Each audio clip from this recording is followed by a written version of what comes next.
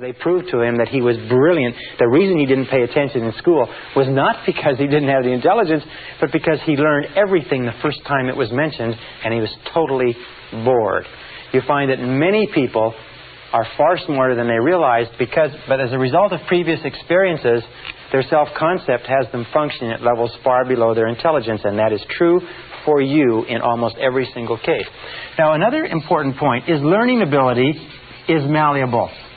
Learning ability is malleable. What does that mean? Well, malleable means it can be shaped. It can be bent. It's like a metal that can be bent and pounded. Learning ability is malleable in that you can learn to learn. Wonderful thing is that human beings are learning creatures. You can learn to learn whatever you want. And the more you learn, the more we have found, the greater capacity you have to learn.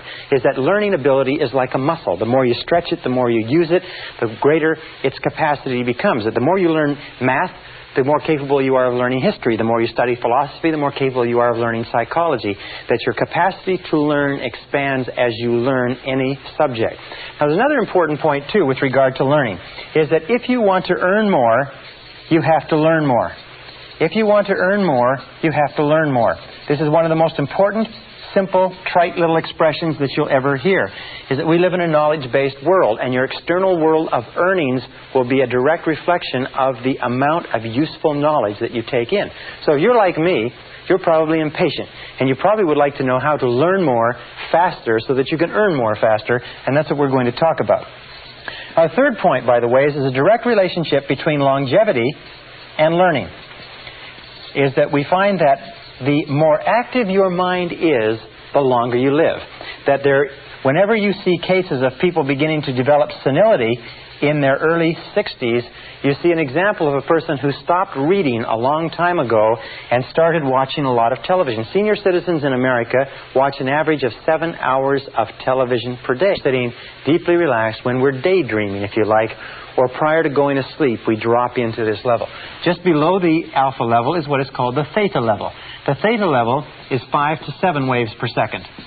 The theta level has, again, bigger waves, and this theta level is where we just are starting to drop into dreaming. It's called the hallucinatory or illusionary area, where we're starting to have dreams just before we fall asleep. Have you ever had the experience of being woken up just as you're falling asleep and being jerked out suddenly from this theta level? You weren't into delta, you weren't sound asleep, and you notice how jarring it is.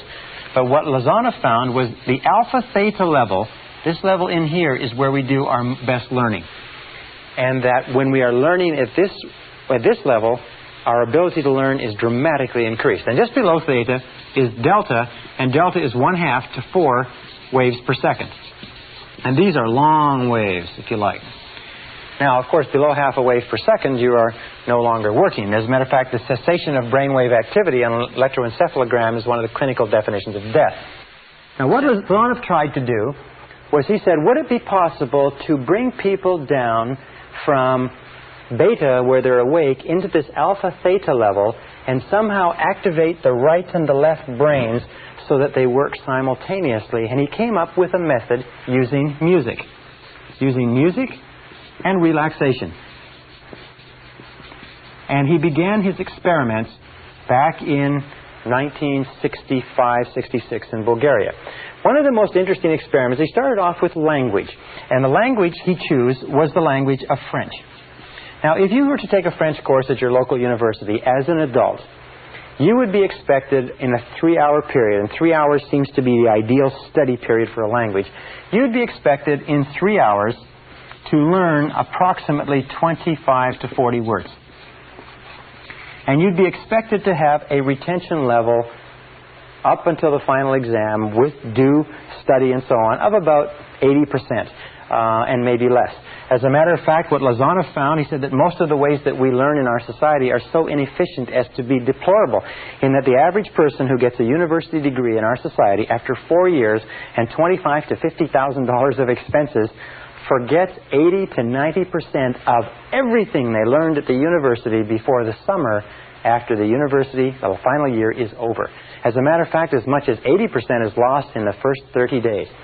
It was been postulated by a couple of university professors. If you want to clear out most of the universities in the country, very simple way to do it, is call everybody back 48 hours after final exams to rewrite without notice.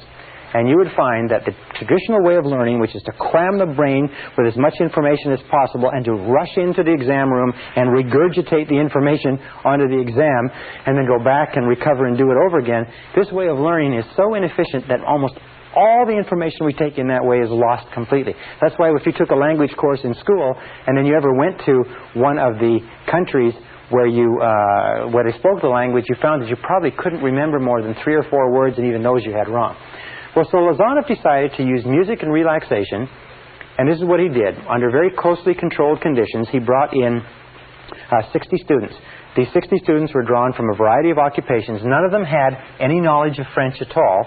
They were very closely monitored and screened by people who were not favorable toward this experiment. So it was very rigorously controlled.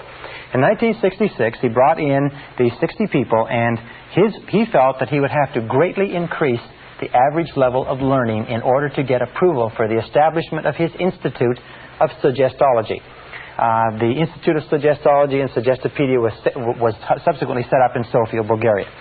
What he did is he took these people, and we had 60 people, and his goal was to get them to 150 words per session, 100 to 150 words per session with higher levels of retention.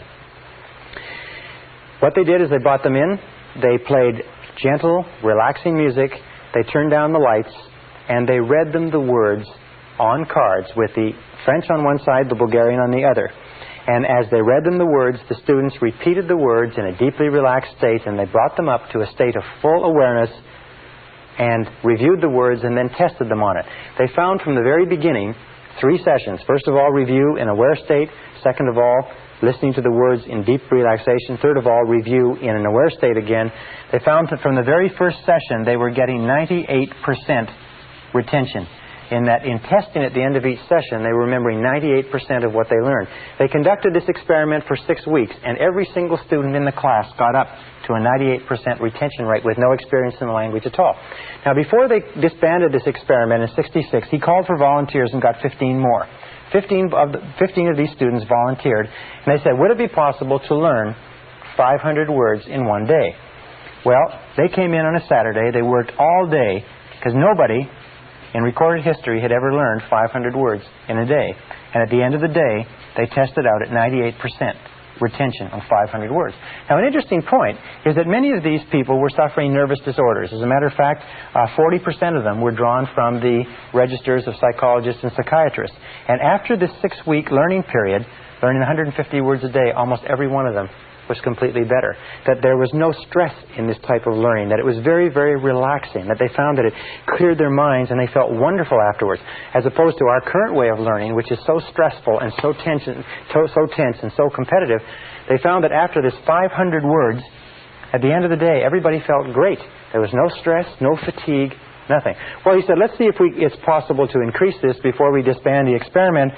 And he called back 12 of the students, the best learners.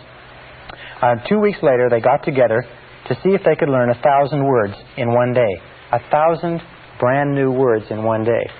The result of it was that at the end of the day, they were able to learn the 1,000 words and test out at 98%. Interesting, later on, about 6 months later, they brought these students all back to see how much of the language they had retained with no opportunity to read in it, no opportunity to speak it. They found that they tested out at 69% recall without any review, and with one review, the entire class was back up to 98%. In other words, this method of music with deep relaxation, dropping into alpha theta and activating both brains had led to a dramatic increase in learning ability. Now, in 1974, Lozanov, under a controlled experiment, got the rate up to 1,800 words in one day with 98% retention. In 1979, in a special experiment with selected students, Lozanov got the rate up to 3,000 words in one day. In other words, by activating the brain and with still 98% retention. Now, this is a phenomenal thing. It's almost an unheard of thing to believe. But what Lozanov has found is that the learning capacity of the brain is infinite. That the capacity of your brain to learn and to take in information. For example, if you speak English well, You probably speak and use about 1,200 to 2,000 words in the course of your day-to-day life.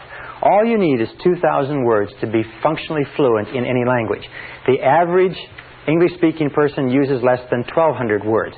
As a matter of fact, some people, and especially as you go down the educational ladder, use sometimes less than 500 words in their entire language. But 2,000 words will enable you to read any newspaper, any magazine, watch any program, radio, television, except something of a technical nature. What Lozana proved was that it's possible for a person to learn one language per day, permanently. Now, this learning technology is beginning to change the way that we learn. It's beginning to revolutionize all of our understandings about language. Lozana, think it through, read it through, study it, and only study things with an aim in mind. Remember, you have to have a goal. Number 2 is you must have an intense desire to learn. You must have a desire. In other words, you cannot learn because somebody else wants you to learn. Number 3 is always study, when you can, with classical music. Gentle classical music with no words. Gentle classical music of any kind, especially music from the classical period of Mozart, Bach, Brahms, Dvorak, Beethoven, and Stravinsky, for instance. These composers have a classical 60-beat Baroque backbeat within their music. And if you play with classical music or even environmental sounds like the sounds of waves or the oceans, white music as it's called, if you have that in the background, it relaxes the brain, it opens the left and the right hemisphere, and it allows information to come in through the left brain and be internalized into the right brain where it is stored in the seat of memory. So what you want to do is through music you want to relax the corpus callosum, relax the brain so that information can flow in through the left brain and into the right. A 4th key point is spaced repetition.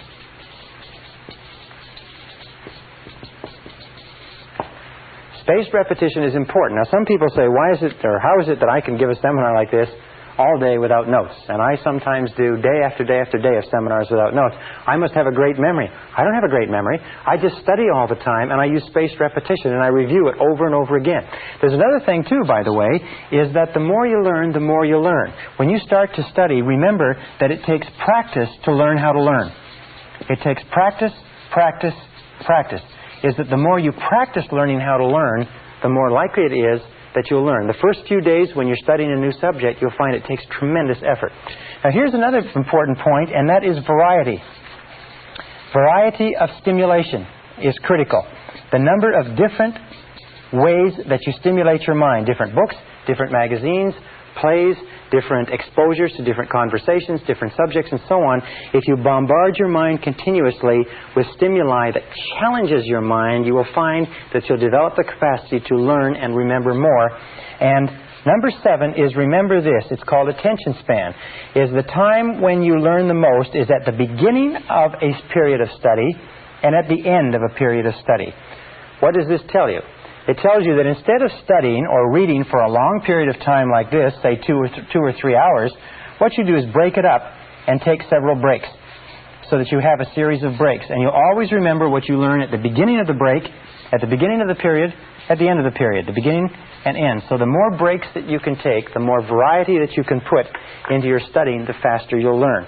The key to remember this is that everything that you are or ever will become is going to be as a result of the information you take into your mind.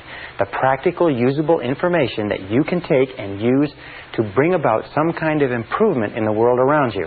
If you want to earn more, you have to learn more. If you want to be happier, you have to learn more. If you want to realize your full potential as a human being, you have to learn more, which means read, study, and learn how to learn. And if you'll do that, you'll be amazed at how much of your mental potential you can release.